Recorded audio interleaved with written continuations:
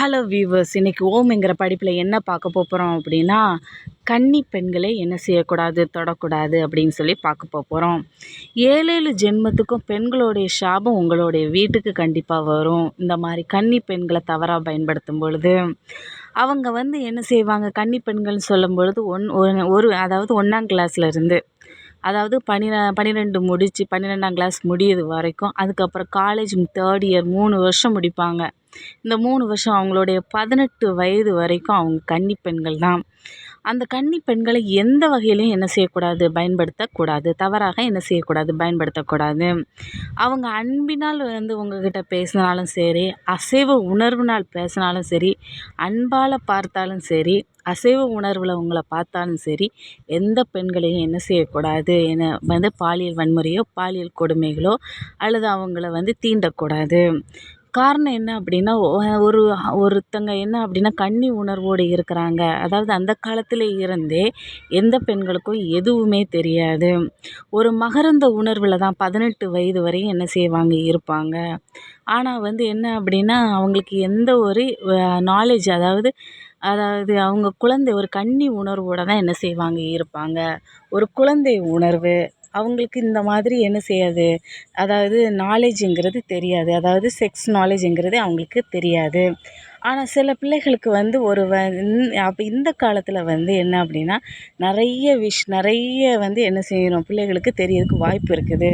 அந்த காலத்தில் தெரியவும் செய்யாது, தெரிய மாதிரி நடந்துக்கவும் மாட்டாங்க, அதே மாதிரி நடக்கவும் செய்யாது அந்த காலத்தில். ஆனால் இந்த காலத்தில் கொஞ்சம் பிள்ளைகளுக்கு தெரியும் அப்படிங்கிற நிறைய விஷயங்கள் தெரியறதுக்கு வாய்ப்பு இருக்குது. அந்த மாதிரி விஷயங்களில் வாய்ப்பு கிடைக்காத மாதிரி அவங்களுக்கு நம்ம என்ன செய்யணும், நடந்துக்கணும். ஸ்கூல்களையோ காலேஜுகளையோ இந்த மாதிரி அவேர்னஸ் கொஞ்சம் ஓரளவுக்கு தெரியணும். அதே சமயத்தில் ரொம்ப முழுசாக தெரியாத அளவுக்கு அவங்கக்கிட்ட என்ன செய்யக்கூடாது, இருக்கக்கூடாது. காரணம் என்ன அப்படின்னா, அவங்க 18 வயசு வரையும் கன்னியாக தான் இருக்கணும். அப்போ அந்த உணர்வு தான் என்ன செய்யுது அப்படின்னா, நல்ல ஒரு உணர்வு. அந்த காலத்தில் அப்படி தான் இருந்து தொன்று தொட்டு என்ன செஞ்சுட்டு இருந்தாங்க. ஆனால் இந்த காலத்தில் எல்லாருக்குமே ஓரளவுக்கு இந்த வயசில் தெரிஞ்சுட்டு, எந்த உணர்வாக இருந்தாலும் அசைவ உணர்வு, இது ஒரு அசைவ உணர்வு, எந்த உணர்வாக இருந்தாலும் சரி, அவங்கள என்ன செய்யக்கூடாது, பாலியல் வன்முறையோ பாலியல் கொடுமையோ பாலியல் எந்த சம்மந்தமாக எந்த ஒரு விஷயமும் என்ன செய்யக்கூடாது, பண்ணக்கூடாது. என்கிட்ட அன்பாக பேசிக்கிட்டு இருந்தா, அன்பாக பழகிட்டு இருந்தா, அதனால் நான் அவட்ட தவறாக நடந்துட்டேன் அப்படின்னு சொல்லி யாருமே என்ன செய்யக்கூடாது, சொல்லக்கூடாது. ஒரு ஆணுடைய வலது பக்கம் ஆணுடைய வீரம், அதே மாதிரி இடது பக்கம் ஒரு பெண்ணுடைய வீரம் அப்படின்னு சொல்லுவாங்க.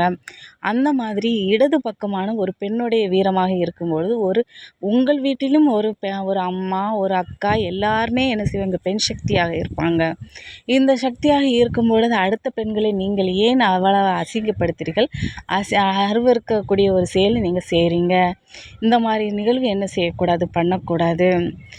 நம்ம இப்போ இடைக்கு நிறைய விஷயங்கள் என்ன செய்யணும், ஸ்ரீமதி வழக்கு நிறைய என்ன செய்யணும், இந்த பெண்களை இந்த மாதிரி பண்ணுறாங்க அப்படின்னு.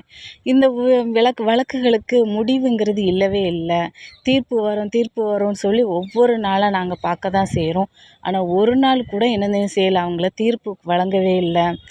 அந்த மாதிரி பெண்கள் என்ன செஞ்சுட்டாங்க, இறந்து போய் அவங்க என்ன செய்யணும், அவங்களுடைய ஆத்மாக்கள் அவங்கள தீர்ப்பை எதிர்பார்த்துட்டு இருக்குது.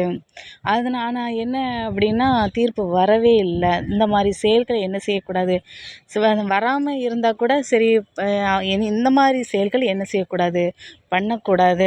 உங்கள் வீட்லேயும் என்ன செய்கிறாங்க, பெண்கள் இருக்காங்க. 7 ஜென்மத்துக்கு இந்த சாபம் உங்களுக்கு கண்டிப்பாக வரும். சரி வியூவர்ஸ், இன்றைக்கி ஓம்ங்கிற படிப்பில் இது ஒரு பாவ செயலுங்கிறத நம்ம பார்த்தோம்.